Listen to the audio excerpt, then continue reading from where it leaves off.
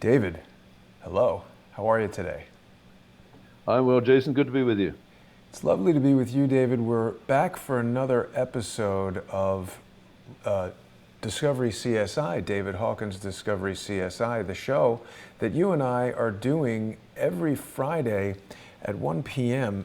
And David, we've taken to doing the show on Patreon and Subscribestar, making it available exclusively to sponsors who want to keep you and I going and sustain our effort to bring forward this really unique style of investigation that you've pioneered, whereby you identify these technological signatures in unsolved crimes and propose hypothetical scenarios that could explain how these crimes have been carried out. Is that a good characterization of what you do? Yeah, actually, it's excellent. I mean, that's the essence of reverse engineering the crime scene. But the extra bit that I can bring to the equation is because I have a background in developing or applying for patents myself, I can go into the patent office. And as you know, this year, uh, Mr. Donald Trump, President Trump, and Wilbur Ross were proud to announce that the United States Patent and Trademark Office had processed its 10 millionth patent. And last year, Serco, the company that you and I love to analyze, Right. processed for the United States Patent and Trademark Office its 4 millionth patent. That is a fundamental nonsense because Serco is a British company that appears to be engaged or associated with organized crime groups around the world. And somehow the American government has outsourced the operation of the American Patent Office to Serco. And there's all kinds of trouble that can take us back to crimes going back to the Second World War. Over to you. Yeah. And now the other thing that we're going to discuss, David, because I think people probably realize that today, Friday, November 22nd, it's the 56th anniversary of the brutal assassination of John F. Kennedy. And it's something to really take note of today because, you know, there's been so much going on in the news in the United States here with these impeachment hearings. Obviously, it's not the same as an assassination of a president, but it is a political assassination of a president. Many people have drawn parallels between President John F. Kennedy, the 35th president of the United States, and Donald J. Trump, the 45th president of the United States. Even Bill Gates, David, said that Trump may be like JFK. It's unclear what he really meant. But what you and I are going to explore today is a patent you've just discovered that is held by the British Broadcasting Company. And we're going to explore this question of could this patent for injecting fake news describe a link between the JFK assassination and subsequent cover-up and the Jeffrey Epstein death and subsequent cover-up. What do you think about that, David? Well, absolutely. 2 days ago, I was sitting in a cafe in downtown Vancouver, ruminating on the contacts that I have through, I don't know, serendipity in my past, where I'm a friend of the former Director General of the BBC, Greg Dyke, who was Director General of the BBC from 2000 to 2004. That is to say, he was the Director General of the BBC during the period when Jane Stanley was broadcasting from New York that the Salomon Smith Barney building had come down when it was still standing over her left shoulder. So you and I have been ruminating about this concept of blocking notes, where you have something that is being staged and you want the actors at the right position at the right time doing the right kinds of thing, irrespective of what their script tells them to read.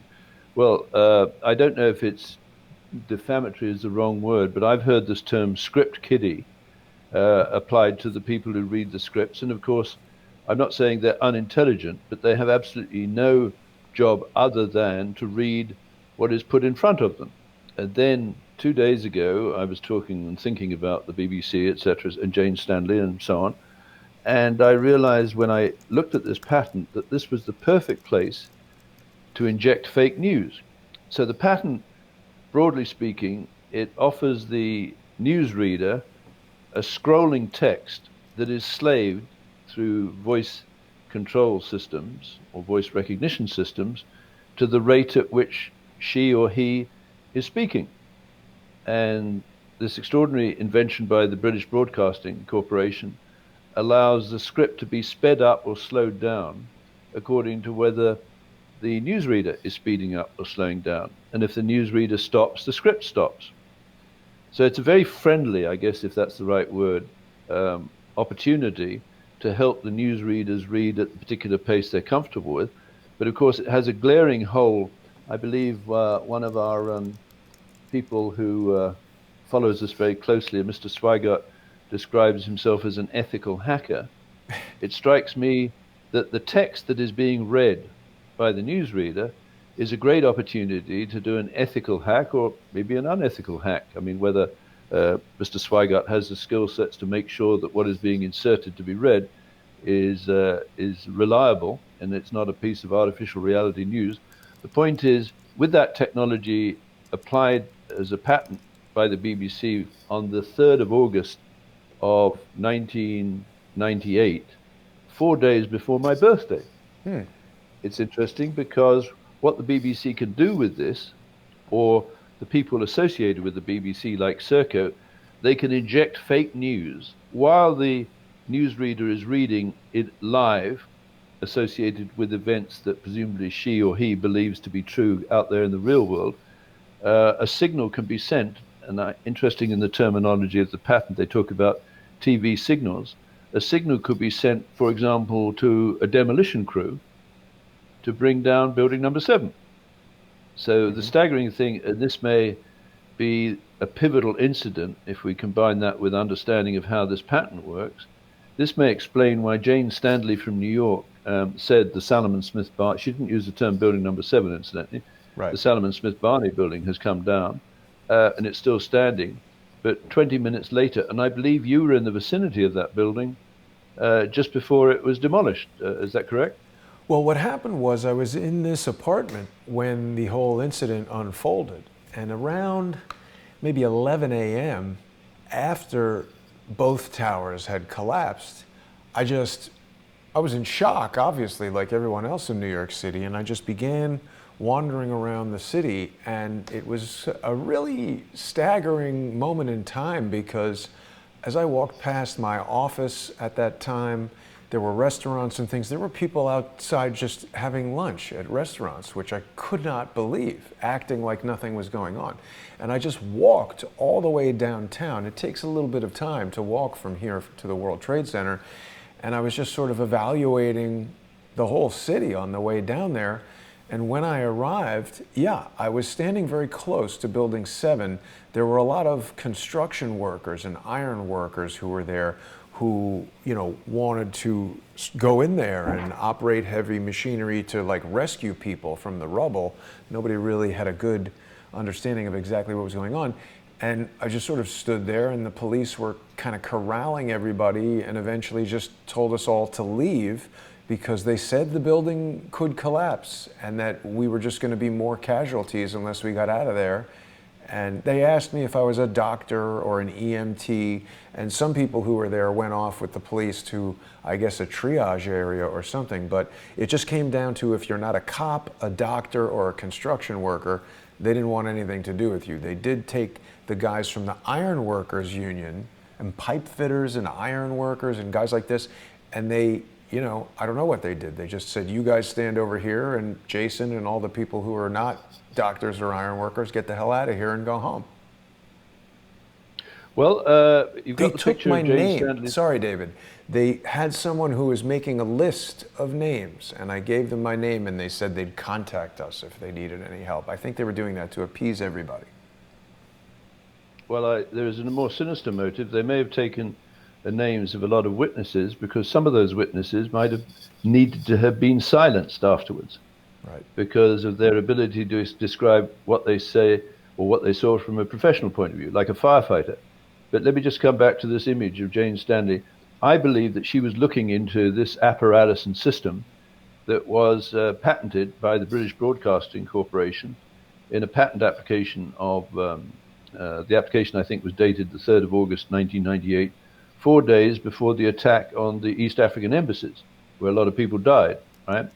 Now, so what intrigues me, and I think this actually may prove to be the biggest breakthrough that may allow us and our colleagues and friends and people who try and follow what we do, this breakthrough might very well be able to connect the assassination of John F. Kennedy and the suicide of Jeffrey Epstein. But I digress. Well, wait a So minute. now let's Not imagine. really, Go though, ahead. because this is going to be the topic of our show when we begin at 2 p.m. Eastern on patreon.com/reverse-CSI storyboards and patreon.com/crowdsource the truth. And I'm sure people who are watching us right now, David, on the newly restored live stream on the Jason Goodman YouTube channel, I've deflected this malicious strike from one of the members of the team of social engineers that have doggedly pursued both you and I, David. So it's a really frustrating game of ping pong where they are sort of hitting some nonsense over this way and we've got to hit it back. But people are watching us right now on YouTube, on Periscope, on DLive. Facebook has still been taken out by a malicious strike. But we're going to be talking about this, and I think people are very curious to know, how could JFK and the cover-up of his assassination possibly be linked to Jeffrey Epstein? Well, let's go back to the text that is being read by the newsreader. And of course, we can go back to the era of JFK, the 1960s. I first heard that JFK had been assassinated. I was playing bridge at Queen's College, Cambridge with some friends, and someone stuck their head around the door and said, "They have shot Kennedy." Whatever, I still remember the hairs on the back of my neck going up. Without cutting quickly to the chase, the following year, I happened to be in Dallas, traveling around the States with some friends on a holiday from university. And I had my hair cut by Jack Ruby's barber. And I asked him, "What do the people of Dallas think about the assassination of your president?" And he told me, and again, the hairs were on the back of my neck. This is a long time ago, of course. This is 1964. He said, "Everyone in Dallas knows there were multiple snipers." Right? Anyway, I put that in my memory bank, But never that's very dreaming interesting, that I... David.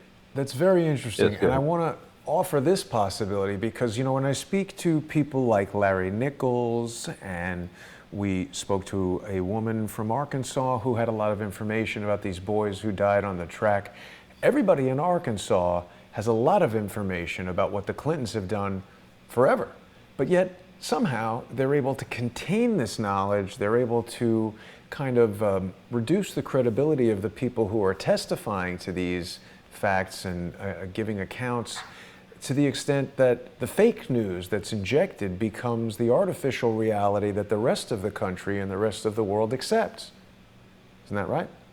Well, absolutely. And they're extremely good at injecting fake news. In fact, Serco has a contract to operate Hawkins in the United Kingdom and provide to its clients, which include the United Kingdom Cabinet Office and various foreign governments, a service where Serco will borrow the networks of the client, like the British Broadcasting Corporation, and inject, they don't use the word, inject news and media plays to test the ability of the spokesperson, which might be the script kiddies or the news readers, to respond in a measured way to some emergency, as though the most important thing is not to panic the people in the event of an emergency.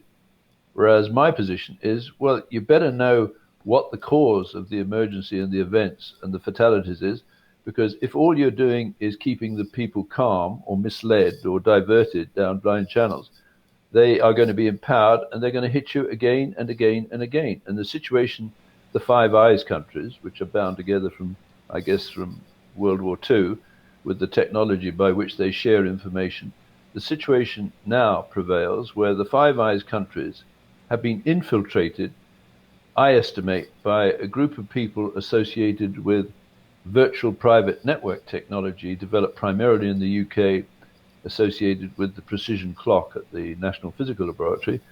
And I believe that network is a network of blackmailed and entrapped pedophiles.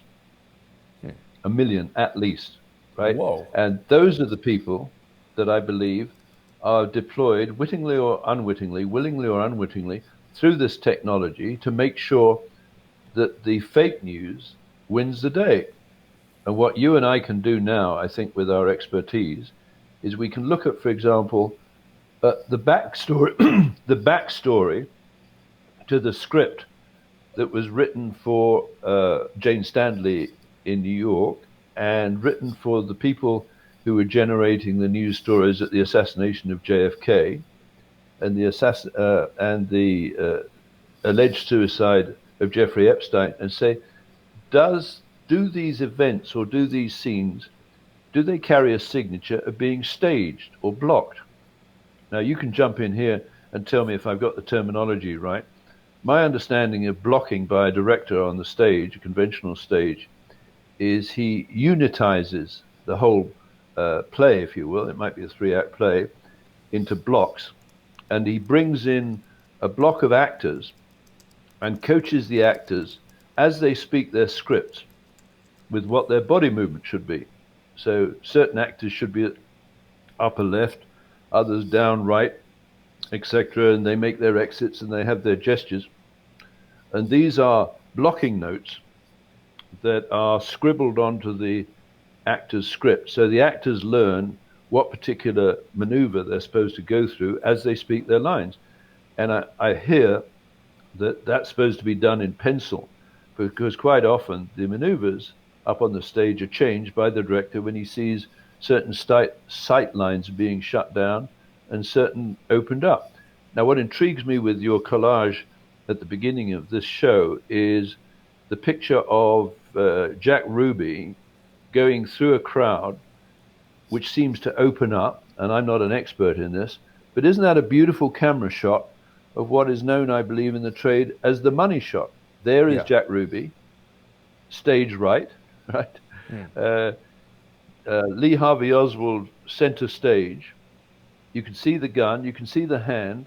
Right. Did the crowd, or was the crowd alerted to move back to get the money shot? The money shot in a snuff film, I believe, is the one which shows the time of death of the victim. Yeah. I believe there's a money shot at the JFK because Mr. Zapruder, using, I think it's a Zoomatic 8A Bell and Howell camera, is in a beautiful position to record the money shot, which doesn't appear to be the first 2 shots that pushed Kennedy forward, but appears to be the money shot, which is recorded when Kennedy's head is blown backwards. What we know subsequently, there's a 6 square inch piece of skull called the Harper fragment, because it was found by Billy Harper on the Dealey Plaza grass the following day.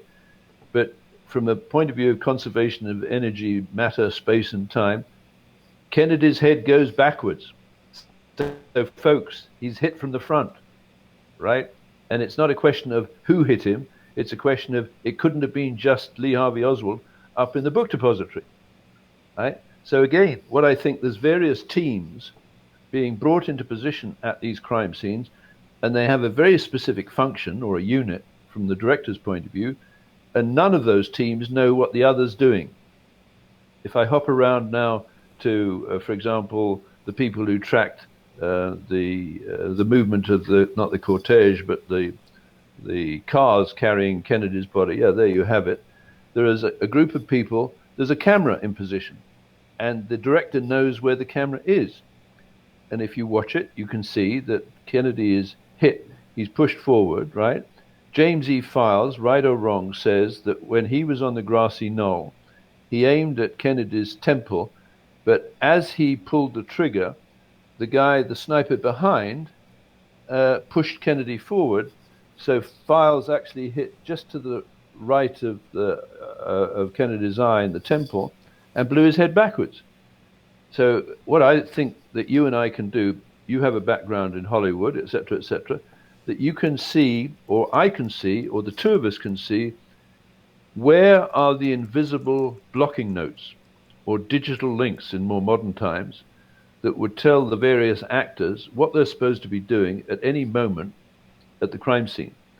And what I'm saying is, I believe now, I think I know where those blocking notes, or what in that other patent that we've looked at about sharing and creating on a social network, where the geo-reference data has gone that is necessary to solve the crime. Because what these people are doing through the BBC and Serco, they're splitting the georeference data from the visual data or the textual data, all right? And they're taking that georeference data, or what I would call as the digital blocking notes, and they're hiding it. And I think you and I know where they're hiding it. They're hiding it in the information technology network of the National Crime Squad in the United Kingdom that was put in the custody of Serco in 1999. Over to you. Well, David, you know, as you're speaking to us, something has occurred to me. You've told us many times about Dr. Thomas Barnett's evaluation that the events of September 11th were in fact the world's first live broadcast mass snuff film.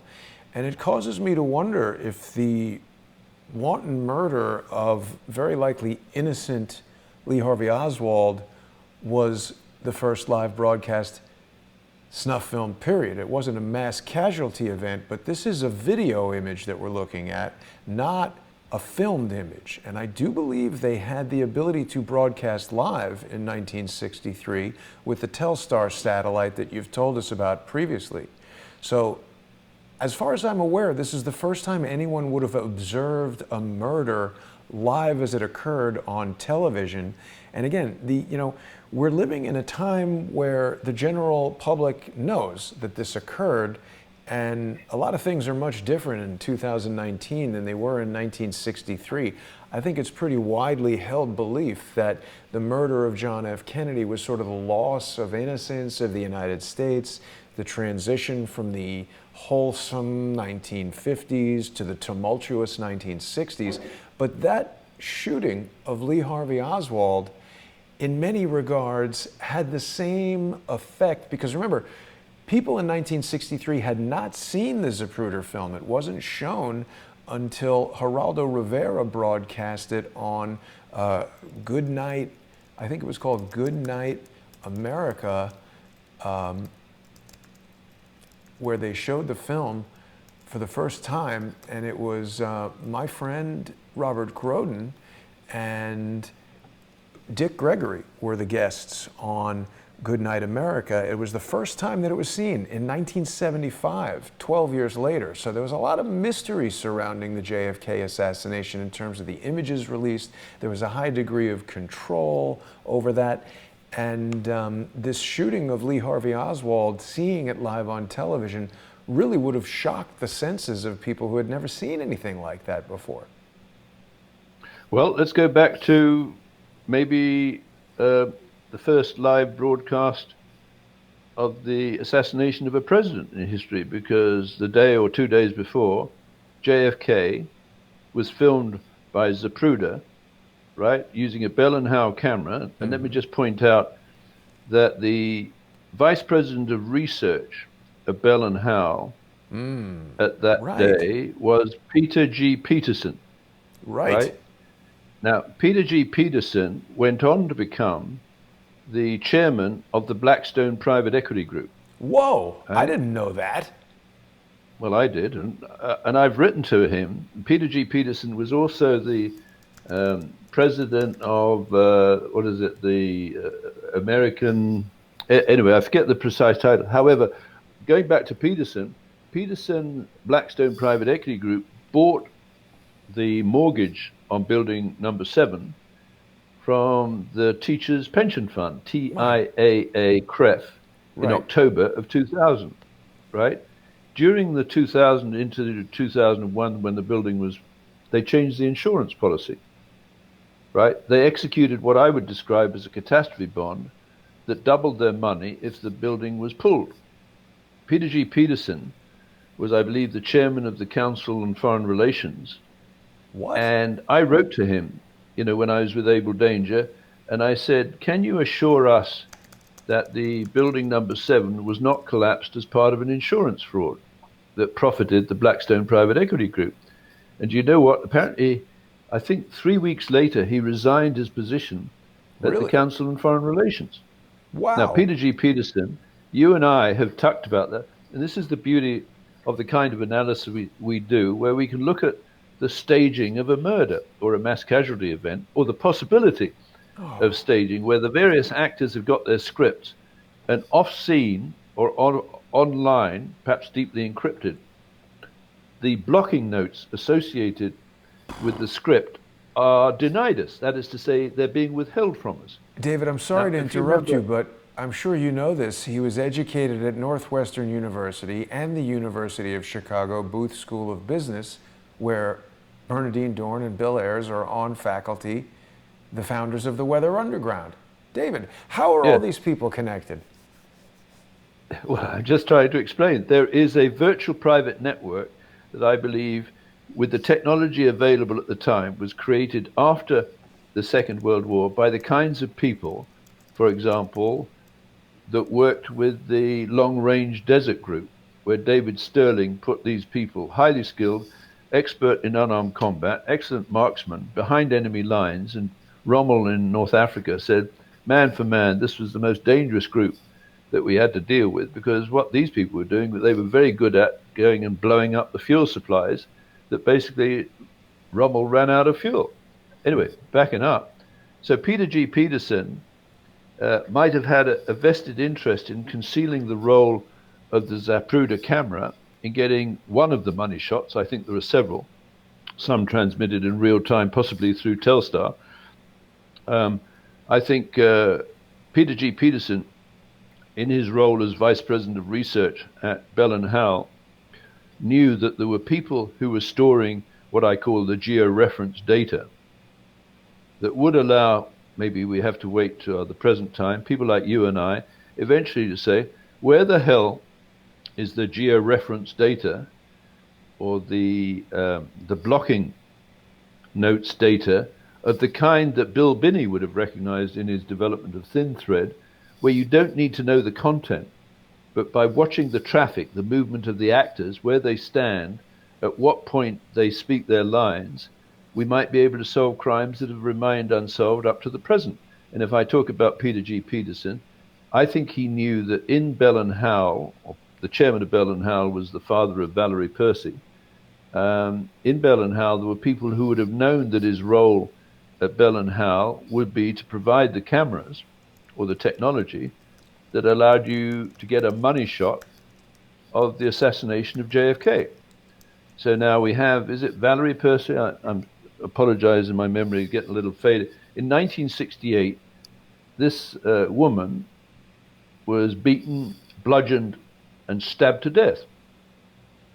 Right? And you and I have looked at the possibility of the use of a patented system, which is a Bell and Howell tripod, which has got sharp feet, a heavy boss at the end would be perfect to beat Valerie Percy to death, and would be consistent with these people using whatever they can extract from the patent office, which is basically their signature at the crime scene. What I'm saying, this invention by the British Broadcasting Corporation, which was filed just 4 days before the attack of the embassies, the East African embassies, I believe this is demonstration that the BBC and Serco formed a coalition or a conspiracy, if not during the war, immediately after the war, where they have entrapped, let's say, 1 million members in a pedophile network.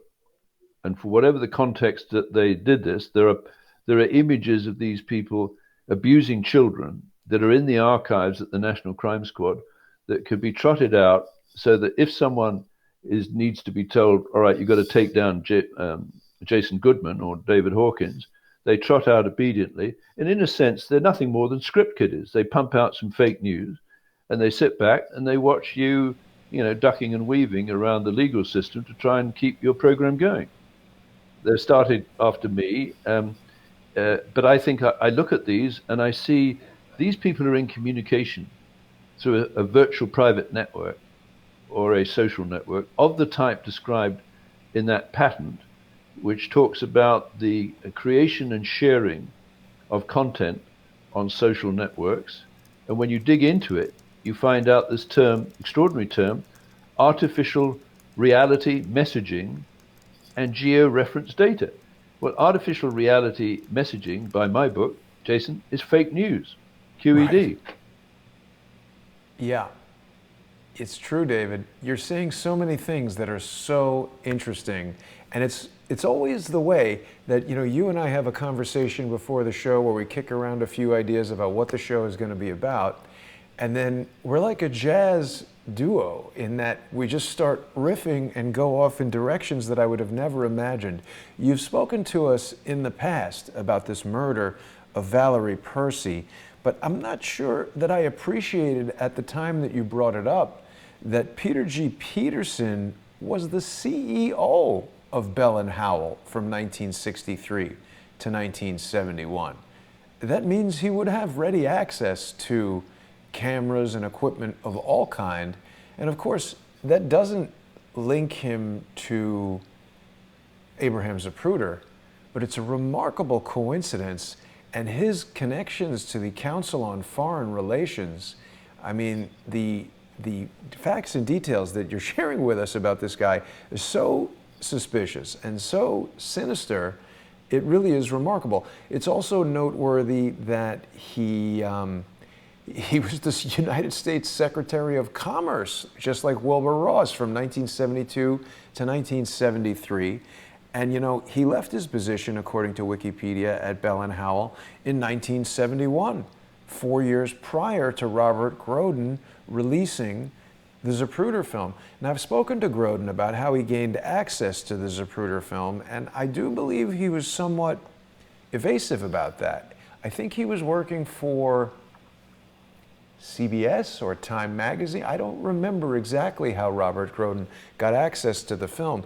I think it might have had something to do with Jim Garrison release. I don't remember. We should ask Robert Groden how he got it, but it's certainly plausible that Peter G. Peterson might have played a role as he was the director of the Council on Foreign Relations, did you say?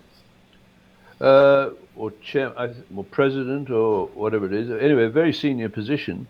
But at that time, he was also, I believe, the chairman of the Blackstone Private Equity Group, which had bought the mortgage on building number 7 from the Teachers Pension Fund. And it changed the insurance policy. So I think the mortgage was around $400 million. And after the insurance policy had been adjusted, they collected $800 million. So they doubled their money. Right? Well, that's always suspicious from an insurance point of view. And it comes back to, let me just emphasize, people, I think they haven't cottoned on to the power of this British company Serco, which I believe is a racketeering influence and corrupt organization, but I digress. Its corporate banker is HSBC. HSBC paid a $1.9 billion fine either to the Department of Justice Asset Forfeiture Fund or the Treasury Forfeiture Fund to avoid its directors going to jail, right, for laundering money for the drug cartels. $1.9 billion sounds like a lot of hooch, but it's probably a week of income for HSBC, which is one of the biggest bankers in the world, which probably financed the opium wars, but I digress. That's the corporate banker. The investment banker for Serco is N.M. Rothschild and Sons Limited, for which Wilbur Ross worked for 25 years. Right? The investment banker for Serco, N.M. Rothschild and Sons, is the investment banker for your president, Donald Trump, and Queen Elizabeth II. Right? That's not a bad position to be in if you want to play both ends against the middle. Right? Let's talk a bit. Sorry, David. Let's talk a bit, some more about the details about Peter Peterson, because Peter G. Peterson, we're finding out quite a bit. He died in 2018, and he had been the editor of Foreign Affairs, which is a magazine published by the Council on Foreign Relations. You want to talk about fake news injects? The Council on Foreign Relations, by all accounts, appears to be an organization that represents the nexus between clandestine organizations like the CIA and the news media. So Peter G. Peterson, I mean, David, are you aware that Richard Nixon named him assistant to the president for international economic affairs? And in 1971, that's when the U.S. went off the gold standard. This guy was the chairman of the Federal Reserve Bank. So this guy had played a pivotal role in sucking out all the value of the U.S. economy, taking it off the gold standard. I'm curious to know what role he may have played in the creation of the petrodollar and this inflationary debt that's just doubling and increasing to tremendous sums. And this is a sinister character, David. We need to put some more attention on him. I know we've got Joe Napoli watching right now. Joe is a survivor of the Las Vegas shooting. Later today, David, I'm going to be having a program with John Cullen, and in John Cullen's Las Vegas investigation, we're going to describe how some of the facts that you and I are talking about, the JFK cover-up, how that applies and is a template for the Las Vegas shooting. But Joe and other viewers will know that the Blackstone group is an interesting thing relative to Las Vegas. He was an executive at McCann Erickson, which is an advertising agency. Dr. Corsi has told us quite a bit about how Edward Bernays' principles of propaganda are relied upon pretty heavily in modern advertising. This guy is a deep state scoundrel through and through. And if you just put up a picture of the identikit, or at least the police sketch of the suspected killer of Valerie Percy, beside, and I think you've done that before, so probably somewhere in your archives, beside a contemporary picture of Peter Peterson, for me, it looks like a dead ringer. I agree. Right? So you see, that kind of identity kit work is just as exciting, I think, as, you know, some of the morphing of the Mendenhall baby, which links back to Soames. But, you know, I digress.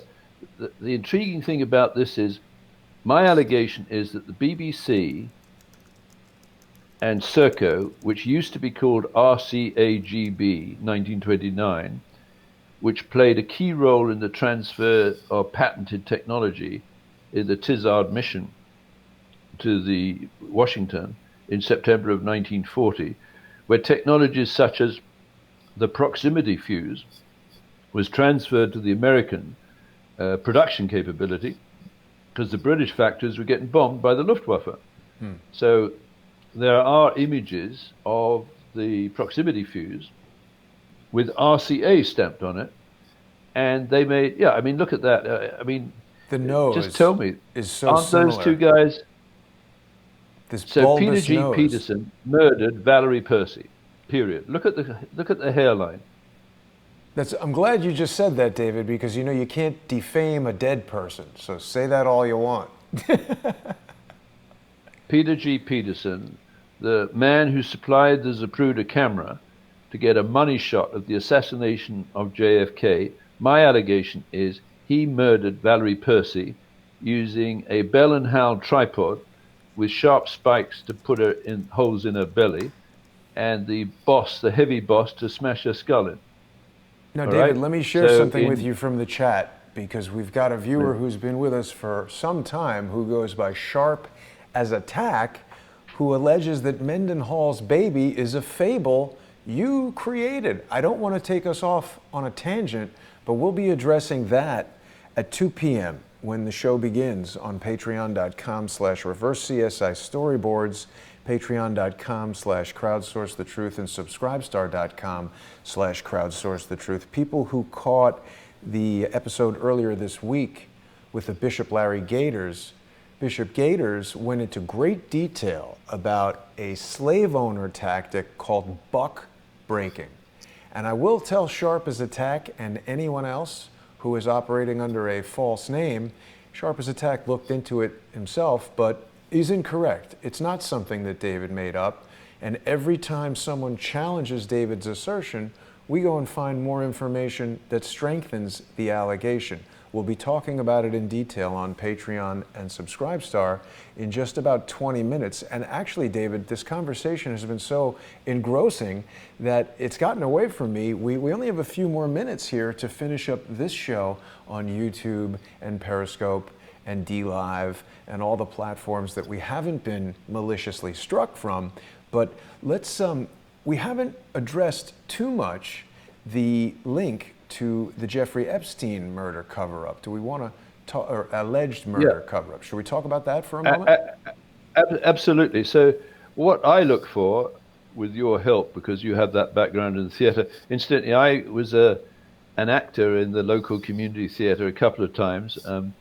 I was a murderer and a murderee in two comedies.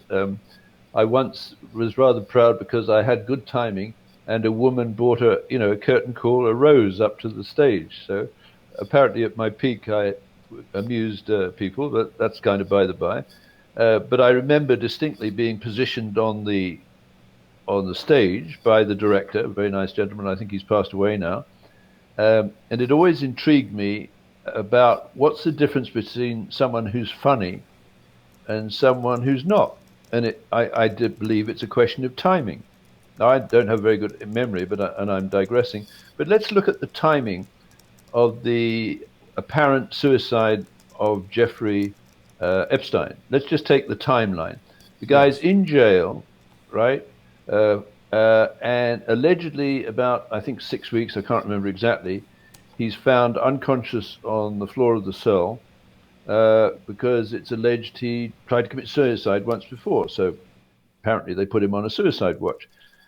Unbelievably, well, it's not unbelievable, given that a lot of very powerful people were probably entrapped by what he would, I think, recognize, or should be recognized by the American public, as a pedophile blackmail ring that equaled or possibly exceeded the pedophile blackmail ring that had been set up by Jimmy Savile with the BBC over multiple decades in the United Kingdom, right? So the assumption would be that Jeffrey Epstein has pictures of VIPs, very important people, abusing children somewhere. It's actually, I don't believe he had the pictures. I believe Ghislaine Maxwell, she's got the pictures. Or Robert Maxwell. All right. Perhaps Robert Maxwell. And she's the daughter of Robert Maxwell. And Robert Maxwell, anyway, there are so many places to digress, but let's continue on the timeline. So he goes to hospital, he gets treated, and then he's put back in his cell. His cellmate is a muscle-bound cop that's charged with 4 murders, right? You could probably pick up Epstein in one hand, and is perfectly capable of strangling him. And characteristically, but not exclusively, when someone is strangled, I believe their hyoid bone somewhere in the throat gets fractured, but we'll come to that in a minute. The cop, as I understand it, is allowed to have a cell phone in the cell that he shares with Jeffrey Epstein. So I presume he can take pictures of Jeffrey Epstein real time, doing whatever Jeffrey Epstein chose to do in that cell. The cop is then moved out of that cell some days before the Epstein suicide. Yeah, look at this guy. I mean, obviously he's a thug. Now, whether he's been found guilty of the 4 murders, we haven't heard anything about this guy since then. Well, exactly. This is where the fake news decoys people away. For me, this man is a person of interest, right? Like, where did he go? What were the blocking notes for the movements of this guy prior to the suicide of Jeffrey Epstein? So first of all, he would know the inside rules and protocols of the guards, like how frequently they'd be knocking on the door of Jeffrey Epstein to check that he wasn't committing suicide. Mm-hmm. So he's a user of cell phone technology, so he could actually record a snuff film of himself strangling Jeffrey Epstein, right? And then send that out over to this virtual private network that's operated by the BBC and Serco, except that this isn't fake news, this is real news. This is, let's say hypothetically, this is what I did to a guy who might have revealed the secrets that perhaps, I don't know, Bill Clinton wants to be kept revealed, right, or would serve as a very useful decoy to stop us looking at the blocking notes for the movements of Ghislaine Maxwell. Where is Ghislaine Maxwell? Is she a fugitive? Right? Now, she is the pimp, right? So she taught us, she went to Oxford University, as did Bill Clinton before he got kicked out for raping some woman or allegedly raping some woman. He went to Moscow, but that's a side story. Ghislaine Maxwell is the daughter of Robert Maxwell, who was found floating off the back of the yacht called the Lady Ghislaine. Right.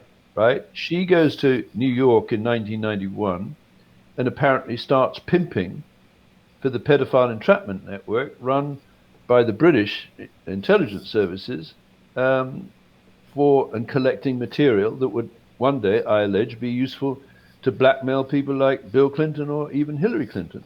So from 1991 to the present, wherever she is now, I believe she's accumulated hundreds of thousands of images of different people abusing underage children. Right now, how much is that worth, Jason? I Right? mean, Let's assume a target like Clinton. Maybe it's even a fabricated show, because I think we've discussed with people how you can actually book into a hotel, and that's why I think the hotel chains are so important. I mean, for example, Marriott has 1 million rooms around the world. You could quite innocently book into a hotel, move on to do whatever day's work you plan to do. A teen could come into that same room with a child, do disgusting things to the child, film it. The actor doing the disgusting things to the child can be made up to look like you, or even through photoshopping, subsequently morphed so that their features are almost indistinguishable from yours. And 6 months later, you or your spouse get a little clip, a video clip, through this social network put together by Serco and the BBC, that suggests that they might want you to do something in order to have this little video clip stay secret. David, I'm And sorry you to got to do it. curtail the story, but we're getting very close to the end of our time where we're going to need to begin the show on patreon.com slash reverse CSI storyboards and patreon.com slash crowdsource the truth. There's people making comments, where's the evidence, etc. That's a non-specific comment. What evidence are they asking about? I would also remind people that we're not prosecuting a criminal trial here. David is offering speculative hypotheses about what may have happened in situations that are currently unsolved crimes. So he's saying, where's the evidence the prisoner shot a snuff film? Well, we don't have that evidence. What we've read in the news is that Tartaglione had a cell phone. We all know that cell phones in 2019 have cameras on them. So if the news is to be believed that this guy, I mean, I think he was in trouble in the prison for having the cell phone. So it's conceivable that he could. We don't know. The point of this show is that we are offering alternative hypotheses for unsolved crimes. I think a huge number of people agree that the official story offered for Jeffrey Epstein's death makes no sense for a number of issues. So I would invite all Onward to go send these questions to the medical examiner of the city of New York or to the Department of Justice. Ask them where their evidence is, because we haven't seen any evidence that the body autopsied is even Jeffrey Epstein. So if you don't like the style of this show, I invite you to, I'll refrain from saying it, but leave. Can I just jump in Yeah. there, Jason? Yeah, There is a phrase that the absence of evidence is not evidence of absence. right. Right? Now, these people, under that unitization of the stage scene, they bring in people who are experts at removing, spoliating, and even scrubbing evidence from a crime scene. So the reason why we can't show this individual the evidence is because it's been taken away. What intrigues me is what organization is capable of taking evidence from a crime scene in real time and hiding it somewhere such that the crime scene investigation never materializes with a conviction. And what I've done is now I've discovered this pattern.